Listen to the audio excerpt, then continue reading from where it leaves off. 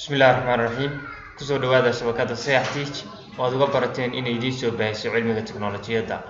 waxaan casharkeena kaga hadlaynaa sida wireless-ka loo xadido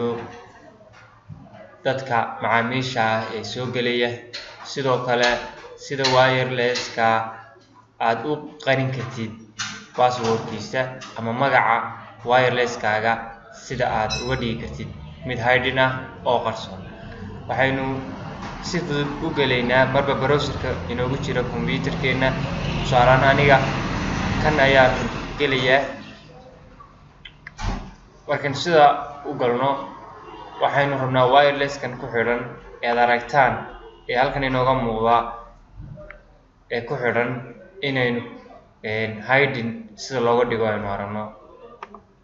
waxaynu halka ku qoraynaa 192.168.1.1 inta markaan qoro kadib waxaan leeyahay enter waa defaultiga router walba uu leeyahay waxay soo baxaysa home-ka d-linkigan igu jira kadib waxaan ka dooranayaa advanced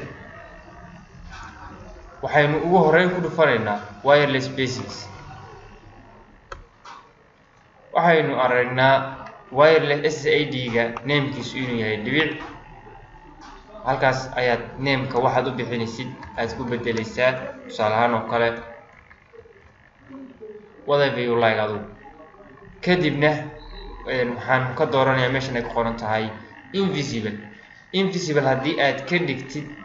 aslan sida caadiga ah sida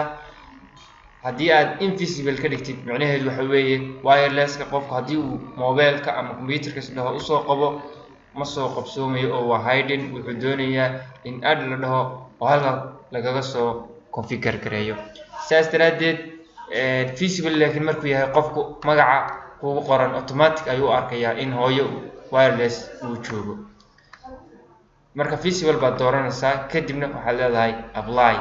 si automatic ayuu isku qarinayaa ka intaasan kaga gudbiyaa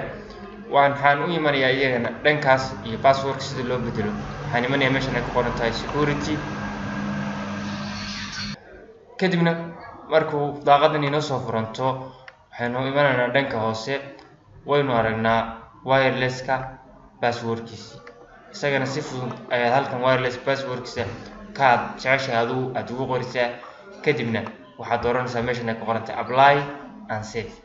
si automatic ayaad password-ka magacii uga bedeshay horeyna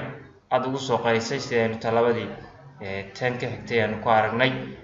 waxaan casharkan kusoo gabagabeynaynaa inta waxaan rajeynayaa inaad ka faa'iidaysateen ha ilaawin haddii aad ka heshay casharkan inaad YouTube channelkeena aad subscribe tiraahdo si aad u aragto casharada aanu soo gelino maalin walba